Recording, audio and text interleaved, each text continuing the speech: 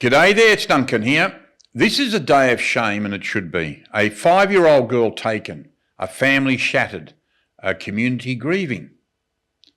A grieving mother's heartbreaking story reveals the unimaginable pain of losing her young daughter to a violent attack, capturing the deep sorrow, the trauma, and enduring anguish left behind for a family and community forever changed.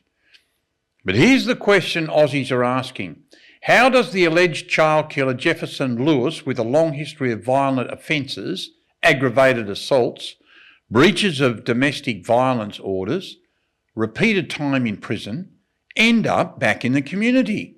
Because this isn't one mistake, this is a pattern. Over the years, multiple charges, sentences, release, and then that's repeated again and again. Which do-gooder decided this person was safe to release? Because when an Aboriginal with a violent criminal history repeatedly proves they are a danger, at what point does the woke system say enough? Or is that racist? Now, I'm having trouble understanding this. If organisations like the North Australian Aboriginal Justice Agency are raising concerns about the ongoing record levels of incarceration of First Nations people, and then we have the United Nations human rights bodies, and they keep highlighting that these rates are disproportionately high and a serious human rights issue, how do we also reconcile that with the reality that indigenous women and children remain among the most vulnerable and in need of protection? So let's look at the Northern Territory.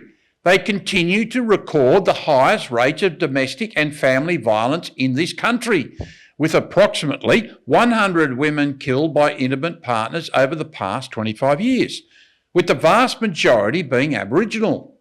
As Australians, we need to unite, not divide, because this is a stark and ongoing national crisis.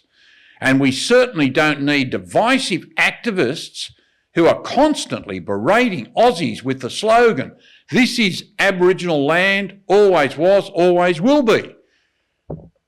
It comes down to accountability, plain and simple.